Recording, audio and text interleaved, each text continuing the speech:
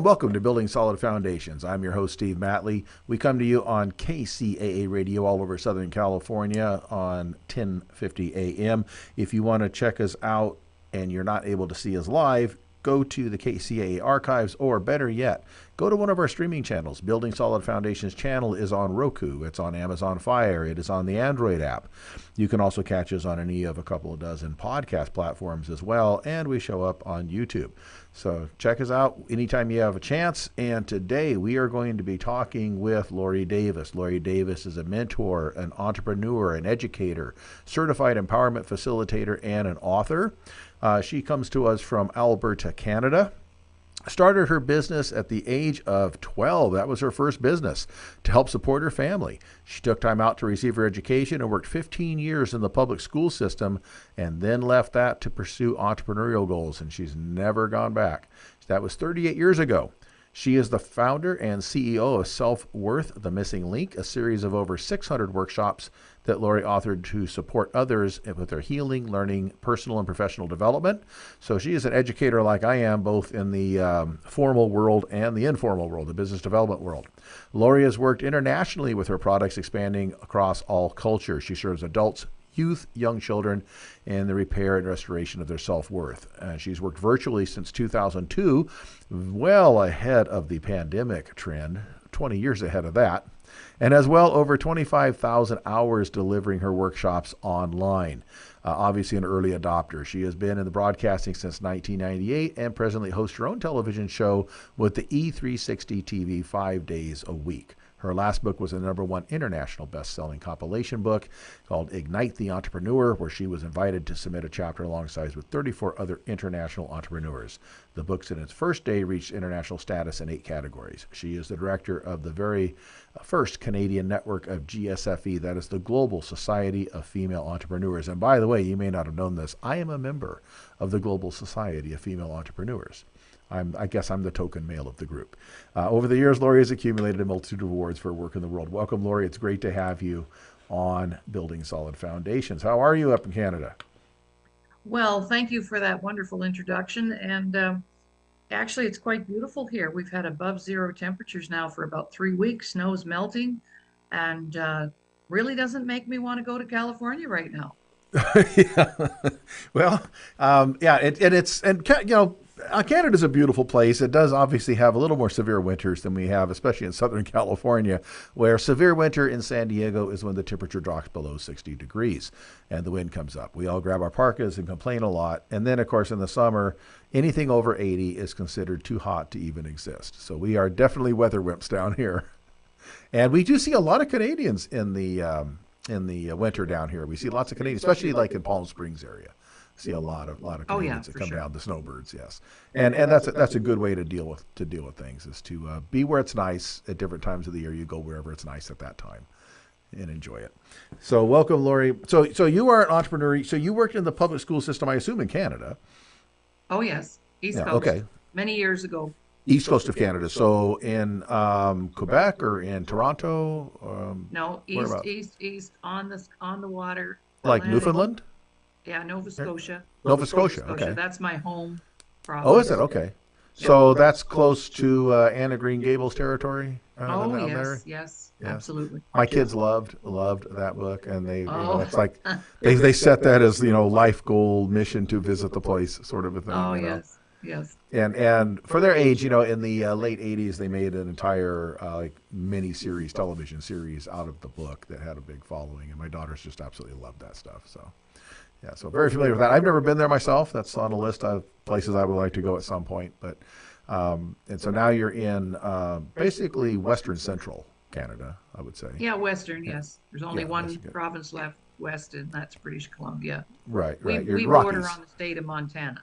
So yeah, you're the Rockies state there in Canada. So for those of us down here on the south end, it would be kind of the Utah, Colorado type area.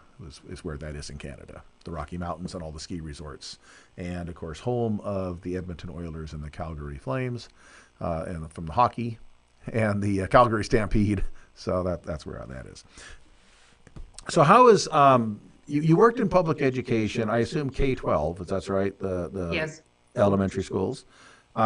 And that, I'm assuming, is what gave you the basis for what you're doing now, which is you're still an educator. You're just educating in the private sector.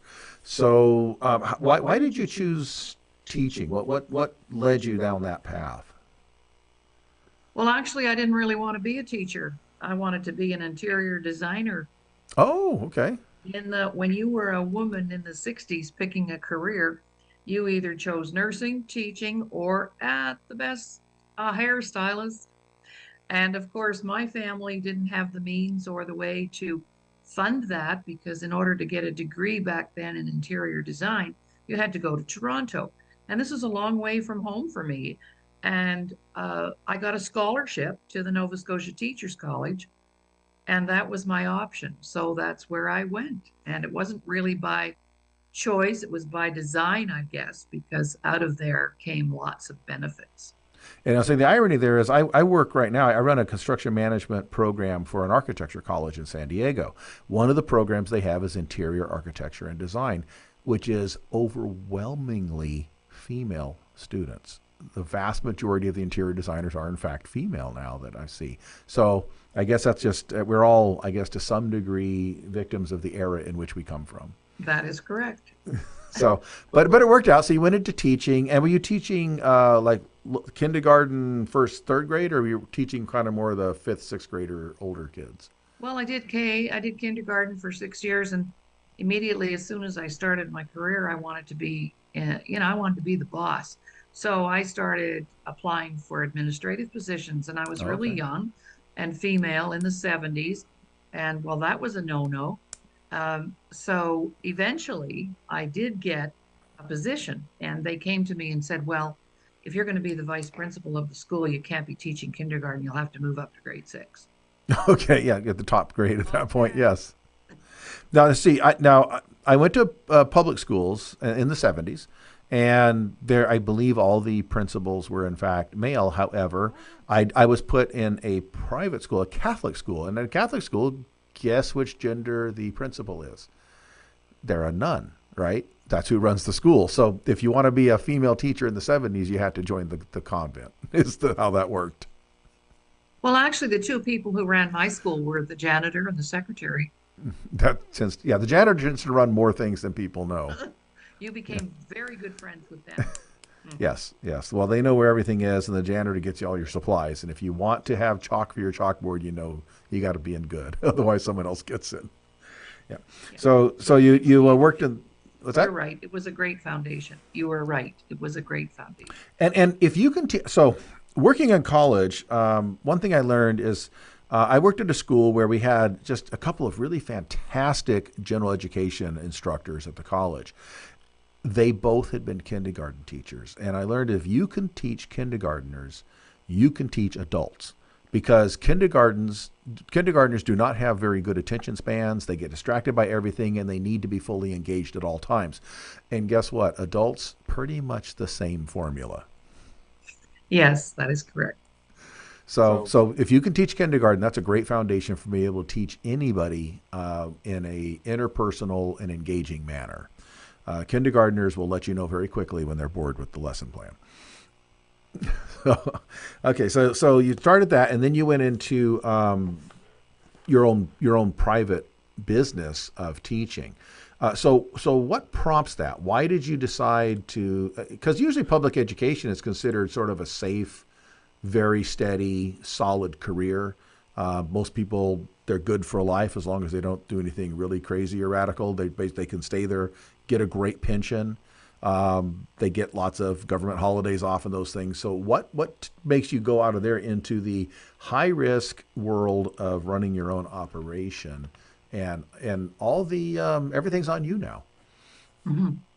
Well, I had the opportunity to join, and everybody knows this company, Mary Kay Cosmetics. Oh I was yes. still I was still teaching, and I got invited to a presentation, skincare presentation. And I refused the invitation like five, six times before I actually said, "Oh, all right, I'll go, but it's not my thing." Okay. And I went, and the young lady who did the presentation, I thought, wow, they're teaching us how to do this. I'm all over that. So I asked her if they were looking for people, and she said, I'm just new. I don't know. But anyway, long story short, I made the right calls. And so I started with that organization very part time because I was very busy and my husband was very politically active. So had a busy life. And I thought, well, I just want to do this for fun. Well, 18 months later, I was driving my first pink Cadillac to That's pretty school quick to move up to that level. That's one of the higher from my levels. part-time cosmetic business. And I thought, this is a no-brainer for me because it's about teaching. And I could teach people how to sell better than I could sell. So I ended up being with that company for 12 years.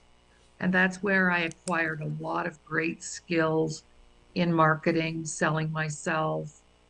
And Mary Kay was still alive back then and would make trips to Canada because they were opening up Canada. And I was part of that team. So that was another huge part of my foundation. So my formal education was only just the first bit. Then I did that. And then I thought, wow, I learned things about myself I didn't even know. So we're going to take a short break, and we're going to take a short break. We're going to come back and finish up this story. So now we know the base, the foundation, and the basis for how you got to where you are, and that's always important to know where that came from. So we are going to take a short break. We'll be right back with Lori Davis. She is an entrepreneur, educator, and empowerment facilitator, and an author. This is Building Solid Foundations. I'm your host, Steve Matley. Don't go anywhere. We'll be right back after this show. Fire Up Connect is the most innovative business networking group, supporting and collaborating with a dozen of small businesses that are interested in building and establishing strong business connections, hosting educational live seminars while carrying out business and community-driven projects, as well as marketing programs as a part of its membership program. Fire Up Connect also offers virtual assistance with a wide range of services including inbound customer support, chat support, appointment setting and email management, graphic designing, video editing, web design and development, social media marketing, e-commerce solution, content writing and much more. For more information, head on over to www.fireupconnect.com. Fire Up Connect, helping success stories unfold every day.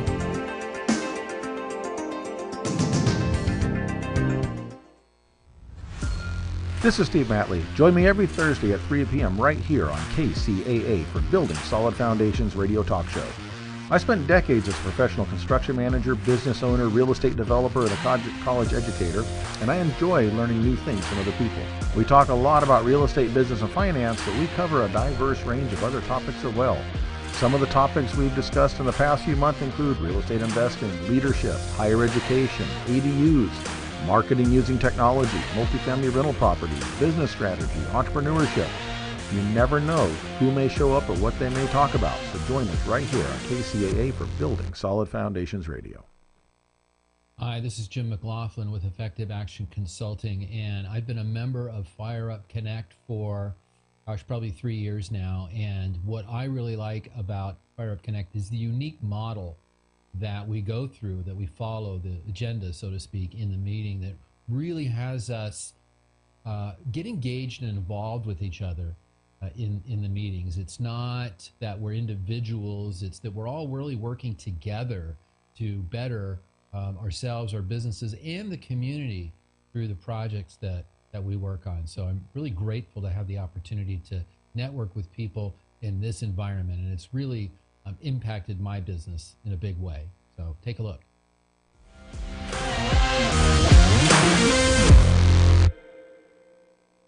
Welcome back to Building Solid Foundations. I am your host, Steve Matley. We are today talking with Lori Davis. Lori Davis is an educator. She is an empowerment coach. She is an author. And she was telling us about her background in educating people. And she was telling us how she originally learned as an instructor, starting in kindergarten, working up into 6th grade, and then joined the Mary Kay organization. And I will say, Mary Kay is an organization I've always thought was fantastic. Obviously, I was not part of it. I wasn't their demographic. But they had, I worked at a school where we were larger than our space allowed, so we rented an adjacent office park building. And one of the units in there, next across from where our classroom was the Mary Kay Training Center. And so whatever lady owned that particular part of Mary Kay and had her group, she would almost every day of the week have ladies in there learning how to do makeovers, learning how to sell, doing rallies. They were noisy and having a lot of fun in there.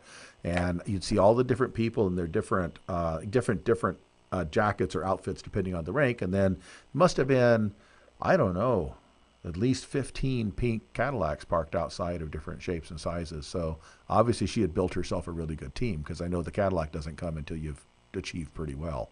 So that's a great organization. Okay, so after Mary Kay and the school, what's the next step on your road into getting into your own business? Well, I left the company in 1992, and at that time I met my current husband, Ron, and he was in the aircraft industry and getting ready to retire, and I was between careers, and he just asked me the question, so what do you want to do for the rest of your life? And I said, I've always had a dream of owning my own private training company and doing school my way. And he said, well, let's just do it. And we did it. And we just opened our doors for business. That was in July the 2nd, 1992. And we've been in business ever since. And it's so you get to teach your way, meaning you know what you need to do, you know what your target students or audience need from you, and you don't have to worry about going through the system, the process, the formula, the templates. You kind of know what works for them and can implement that. Is that right? Well, because of my background, though, Steve, I don't believe in not having hardcore curriculum backing it up, Okay. and educational principles backing it up. That's So right. I could pull from that. And to date, we have over 700 workshops to support people in their learning, healing, personal and professional development. And I started out with 10 workshops. And I started with two friends. I said, I think I'm onto something and I need a couple of guinea pigs. And they said, okay. And they were trashed. Their husbands had run off with the secretary, that kind of deal. And so I said, well, if you would help me to see, because I don't think everybody needs a therapist. I don't think everybody needs to go to counseling. Sometimes we just need information, and not to disrespect those professions, because we do need them and there are places for them. But for me, a lot of times people just need a safe place where they can go and work on themselves. So we don't put more than 6 people in a workshop. And of course, all these things came over time after making all the mistakes. But about 5 years into the business, I came home one day and I said to Ron, I said, you know what? I've discovered something, like the guy with the intermittent windshield wipers. Right. I said, I know something. And he said, what's that? I said, after teaching school, being in sales and marketing for 12 years, in our business for 5 years, I've discovered 3 things about people. Number 1, everybody's walking around thinking there's something wrong with them. Number 2, a lot of people lack confidence. They don't know how to take a risk without all the ducks lined up. And number 3, poor communication skills. And I am going to do something about that. And Steve, I did. Okay. And I think that's probably a very good synopsis of what the overall human condition probably is out there for all of us. And even the most confident people you meet, you don't know what they're dealing with internally. And everybody's got challenges. There's the old thing of if you walk down the street, you probably would not want to trade places with anybody that you pass by. They're all going through something. Even if they look good, smell good, and seem like everything's going right in the world, you just don't know. So you have 700 workshops. You started with 10. What kind of topics are we talking about in these workshops? What do you talk about in there? Well, everything we do, all roads lead back to those 3 things. So shortly into delivering those 10 workshops, I thought, okay, this is working. So I just need to go find some more customers.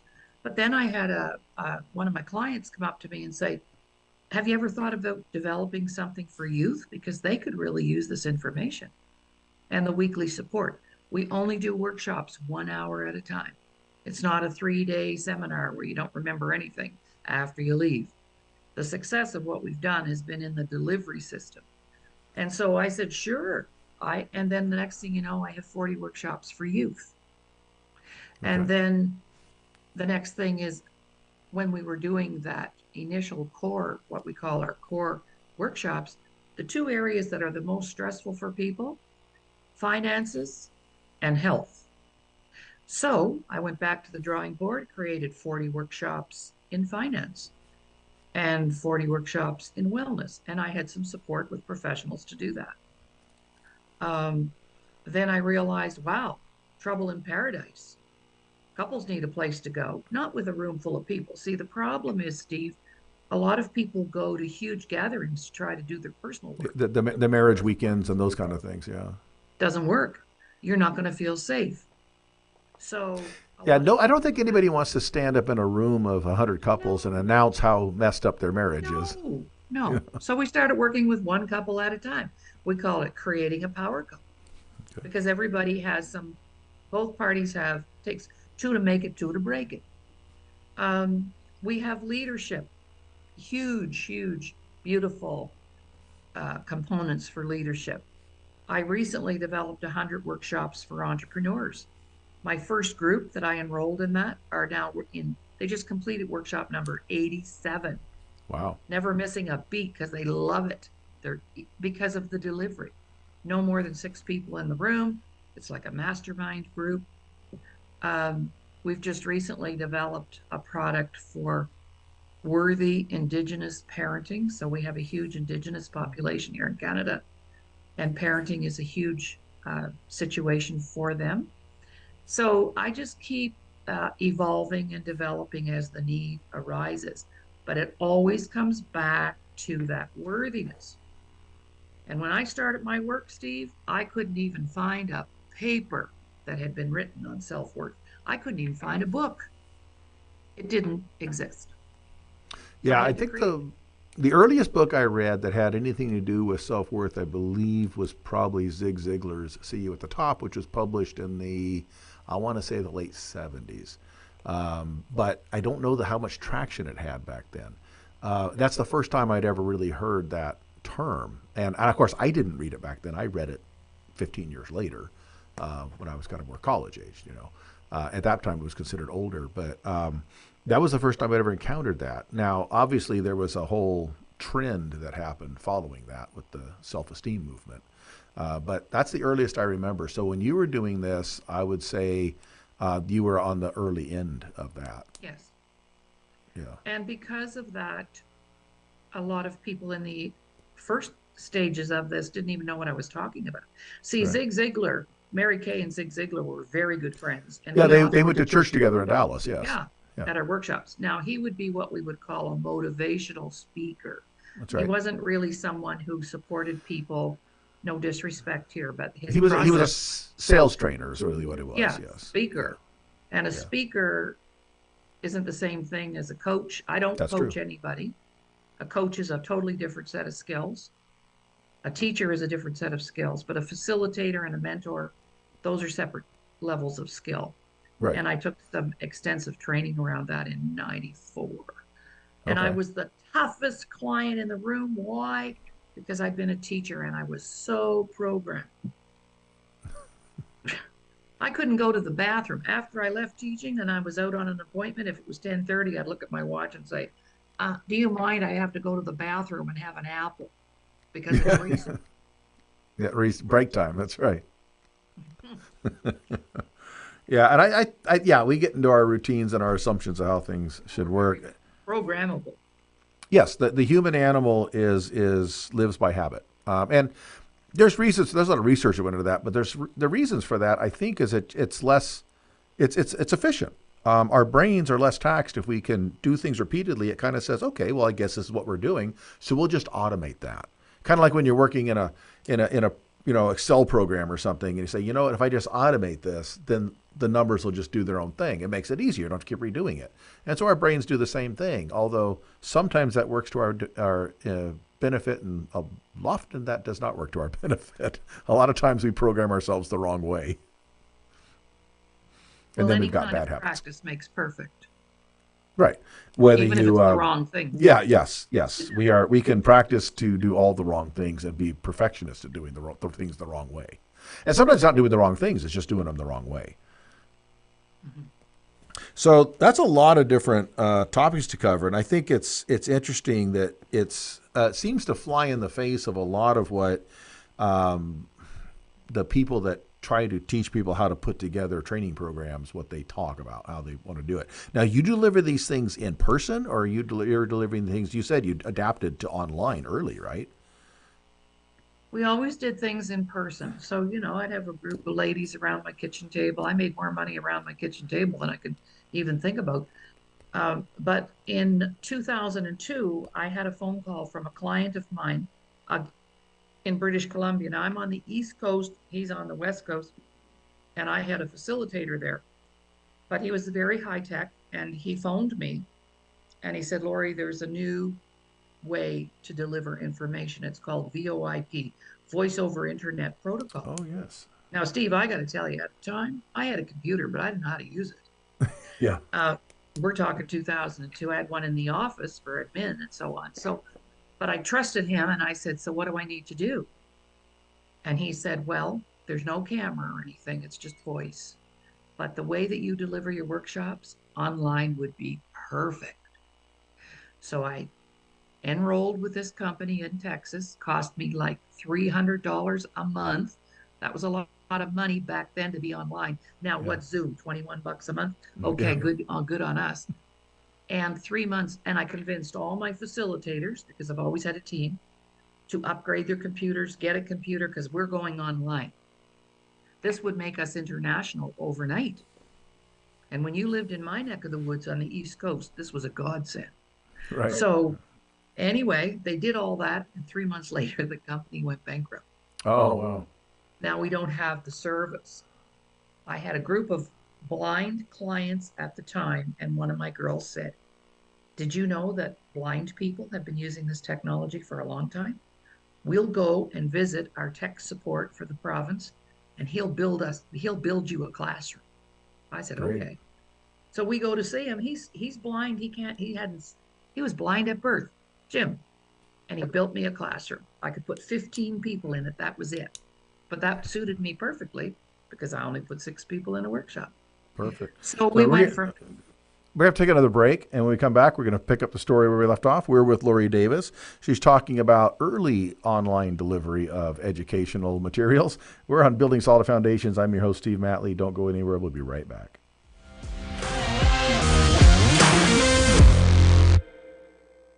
FireUp Connect is the most innovative business networking group, supporting and collaborating with a dozen of small businesses that are interested in building and establishing strong business connections, hosting educational live seminars while carrying out business and community-driven projects, as well as marketing programs as a part of its membership program. FireUp Connect also offers virtual assistance with a wide range of services including inbound customer support, chat support, appointment setting and email management, graphic designing, video editing, web design and development, social media marketing, e-commerce solution, content writing and much more. For more information, head on over to www.fireupconnect.com. FireUp Connect, helping success stories unfold every day.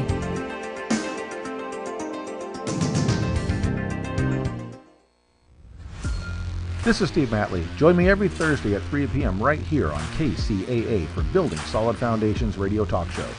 I spent decades as a professional construction manager, business owner, real estate developer, and a college educator, and I enjoy learning new things from other people. We talk a lot about real estate, business, and finance, but we cover a diverse range of other topics as well. Some of the topics we've discussed in the past few months include real estate investing, leadership, higher education, ADUs, marketing using technology, multifamily rental properties, business strategy, entrepreneurship. You never know who may show up or what they may talk about. So join us right here on KCAA for Building Solid Foundations Radio. Hi, this is Jim McLaughlin with Effective Action Consulting, and I've been a member of FireUp Connect for, probably 3 years now. And what I really like about FireUp Connect is the unique model that we go through, that we follow, the agenda, so to speak, in the meeting that really has us get engaged and involved with each other in the meetings. It's not that we're individuals, it's that we're all really working together to better ourselves, our businesses, and the community through the projects that we work on. So I'm really grateful to have the opportunity to network with people in this environment, and it's really impacted my business in a big way. So take a look.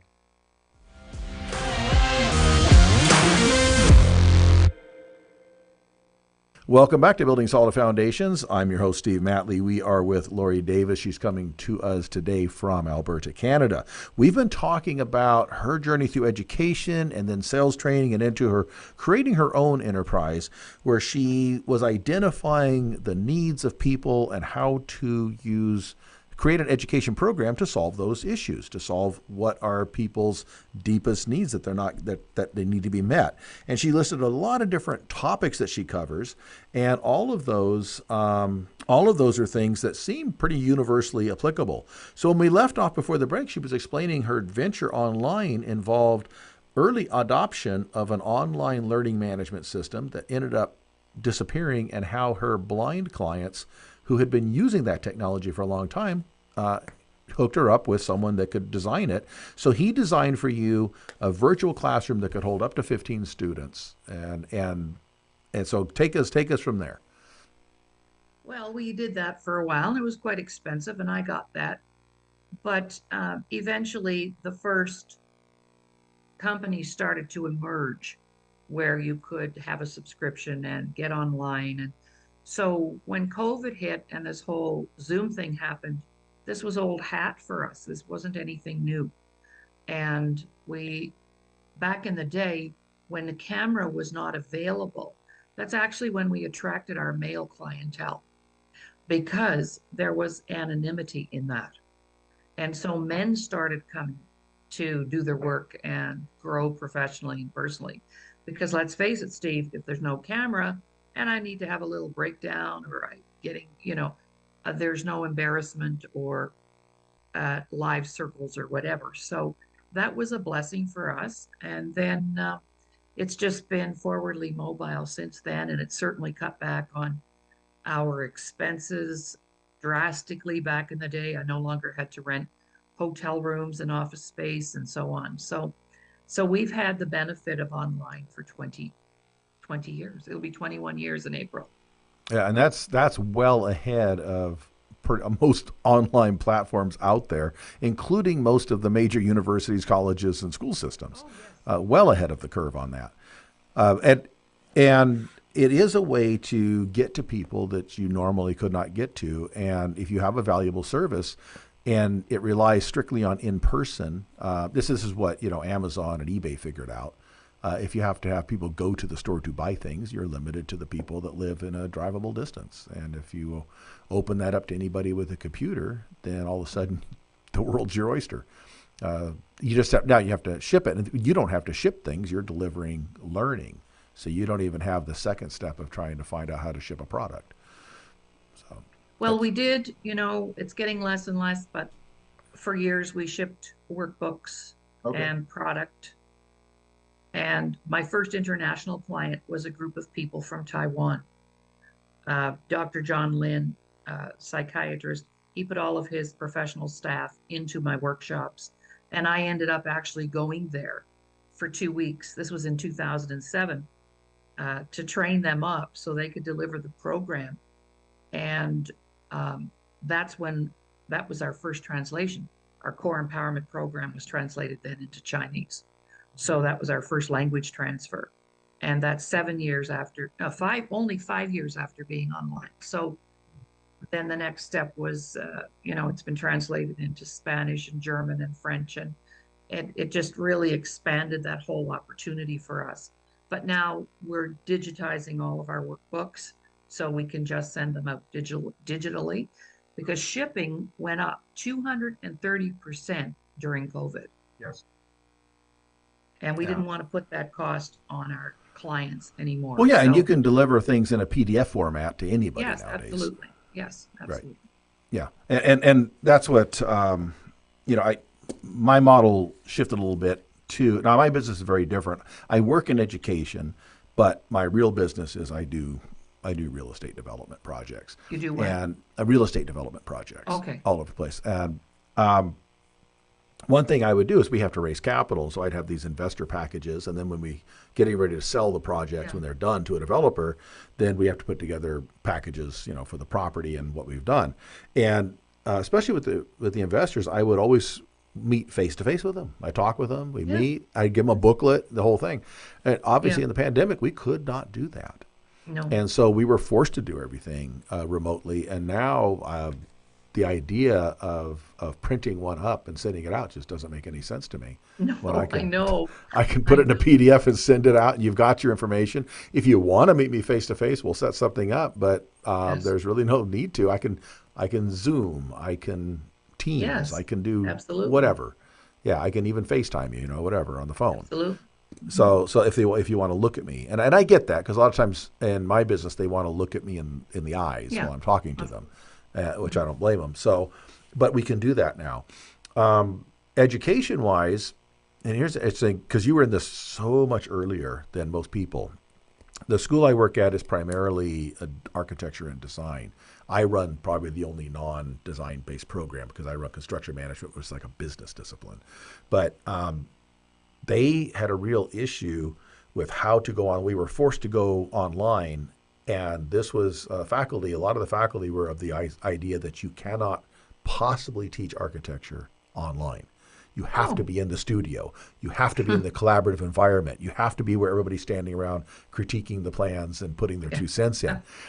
And they didn't have a choice because it was either that or we don't do school, which is a problem for the students and the faculty, right? Paycheck stop and progress towards your degree stops. So we had basically 2 weeks to figure it out.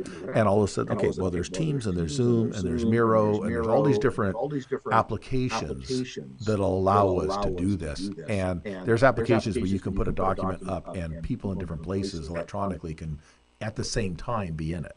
So there's your studio experience. And of course, they're back on ground now. But it did change the mindset a lot. And, the idea that you were doing this 20 years before the pandemic ever hit, that's pioneering is what that is. Yeah, I've done a lot of that. Well, Well, I've had people say to me, you can't be teaching this stuff. You're not a psychologist. You're not a therapist. I said, well, I'm not a counselor either. I don't counsel anybody. We educate people. It's right, called teacher. workshops.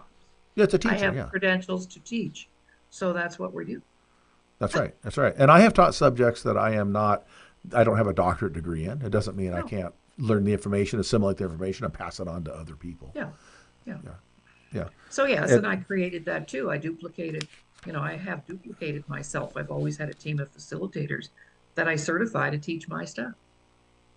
Right. Well, Yeah. obviously, you'd have to now that you're doing it in multiple languages, unless you want to go back and learn half a Well, dozen even new before languages. Yeah. Even before that, I realized, wait a minute here. I'm not going to be able to do this all by myself.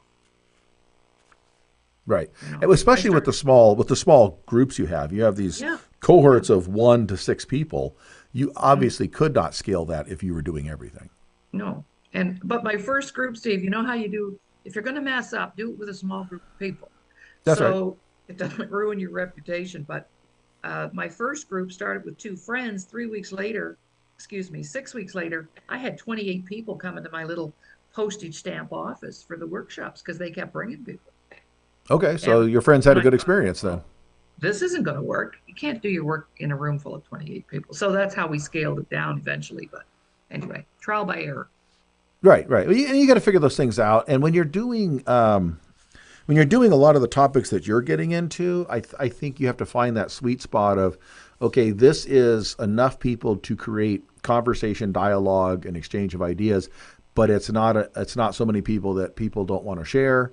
It's not enough people that nobody gets a chance to say what they need to say, or there's a balance in there. Oh, big time.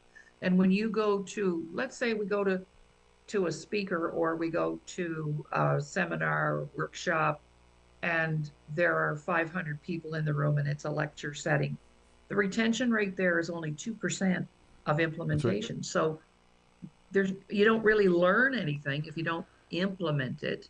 If you're getting And- all kinds of information and you're not doing anything with it, That's well, you right. might as well not even bother. Well, and that's what makes me think of the most public universities with these 500 to That's the 800 system. people, freshman English classes and things. You're going, okay, nobody in here is learning a thing. This is a show up and check this off of your transcript. That is And correct. and you leave with nothing but an emptier pocket and an expensive textbook and basically a waste of time. Is what it is. We're going to take another short break. I hate to be so cynical about education because I like education, but that's kind of my thought of those. So we're going to take a short break. We'll be right back after this with our final segment. We're talking with Lori Davis. She is an educator, entrepreneur, mentor, trainer, and all around visionary, I would say, based on what our conversation. This is Building Solid Foundations. I'm your host, Steve Matley. We'll be right back after this.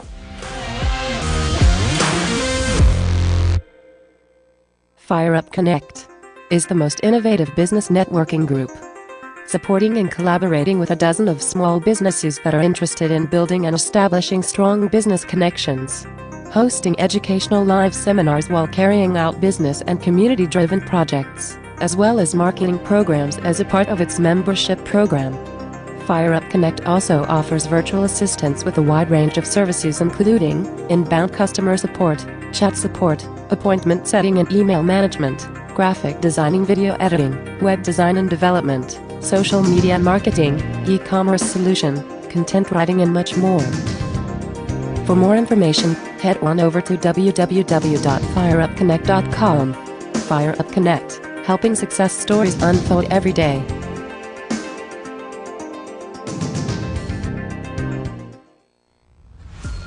This is Steve Matley. Join me every Thursday at 3 p.m. right here on KCAA for Building Solid Foundations radio talk show. I spent decades as a professional construction manager, business owner, real estate developer, and a college educator, and I enjoy learning new things from other people. We talk a lot about real estate, business, and finance, but we cover a diverse range of other topics as well. Some of the topics we've discussed in the past few months include real estate investing, leadership, higher education, ADUs, marketing using technology, multifamily rental properties, business strategy, entrepreneurship. You never know who may show up or what they may talk about. So join us right here on KCAA for Building Solid Foundations Radio. Hi, this is Jim McLaughlin with Effective Action Consulting, and I've been a member of FireUp Connect for, probably 3 years now. And what I really like about FireUp Connect is the unique model that we go through, that we follow, the agenda, so to speak, in the meeting that really has us get engaged and involved with each other in the meetings. It's not that we're individuals, it's that we're all really working together to better ourselves, our businesses, and the community through the projects that we work on. So I'm really grateful to have the opportunity to network with people in this environment, and it's really impacted my business in a big way. So take a look.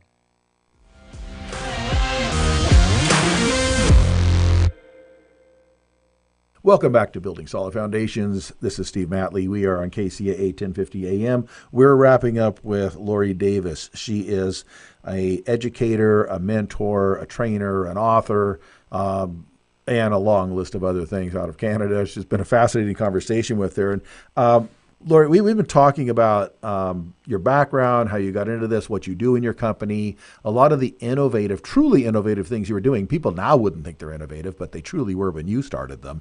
And what I want to move next to is you've also been in the broadcasting world. So we're on a radio /SaaS podcast / streaming show, and you have a background in that. So how far back does that go? How did you start that?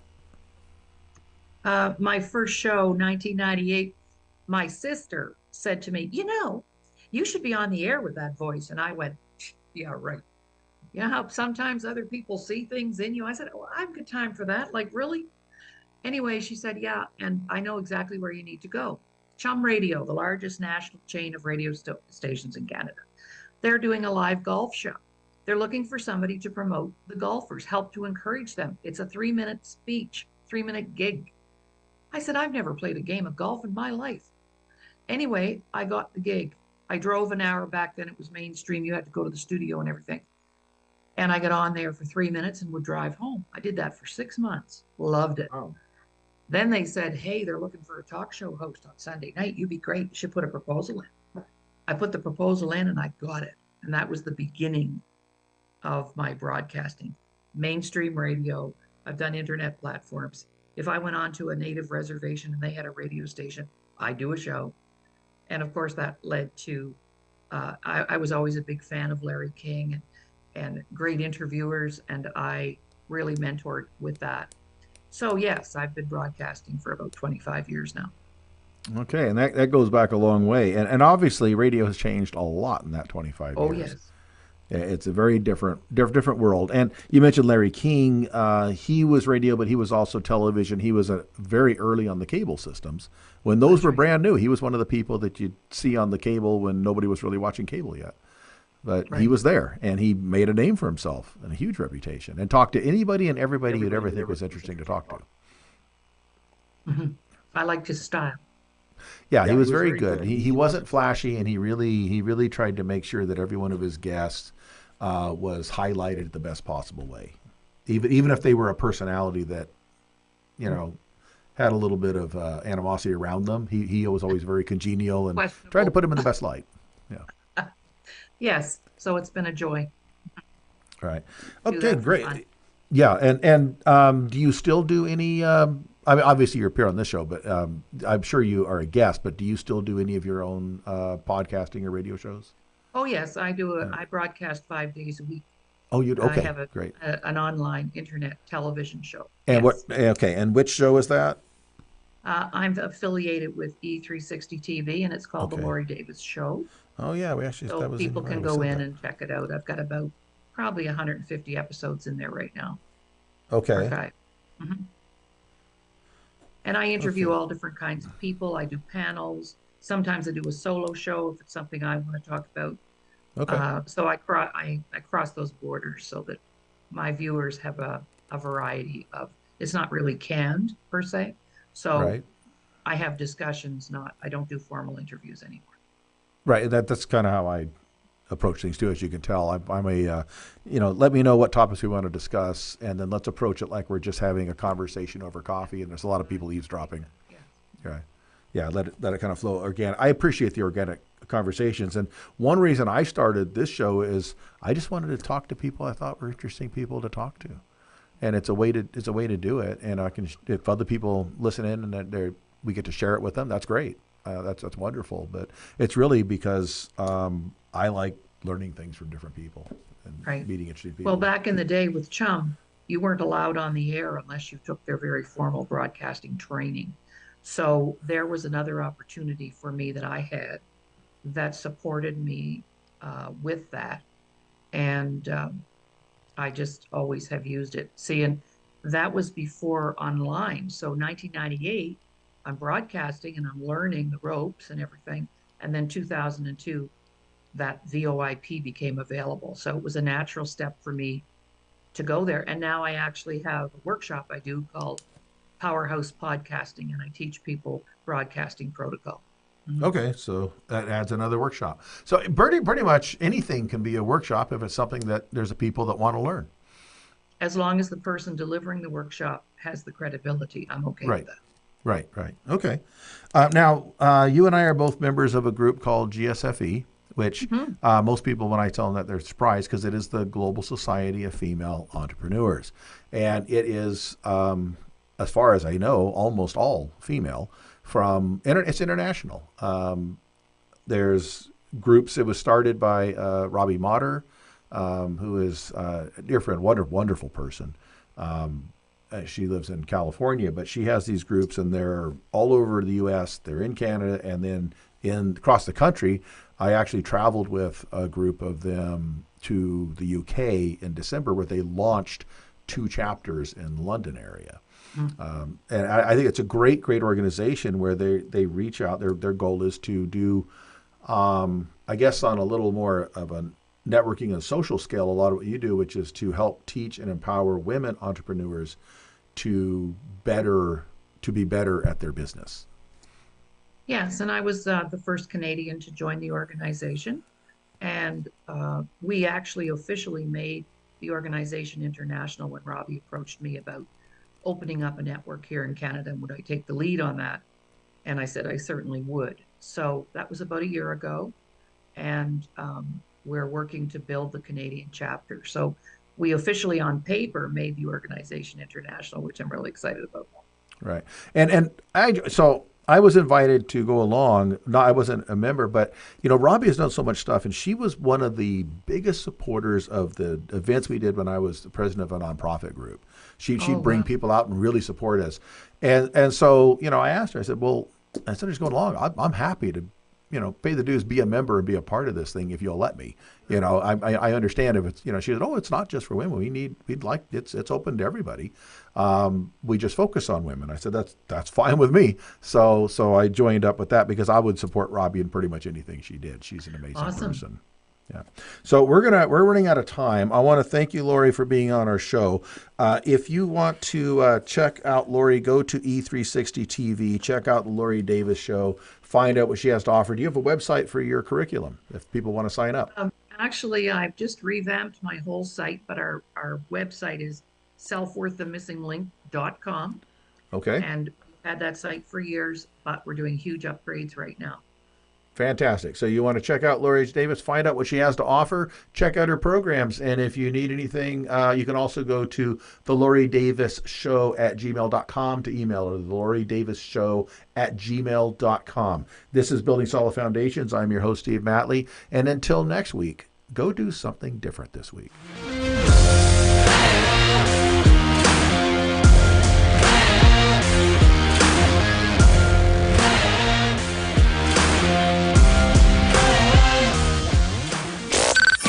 Miss your favorite show? Download the podcast at KCAA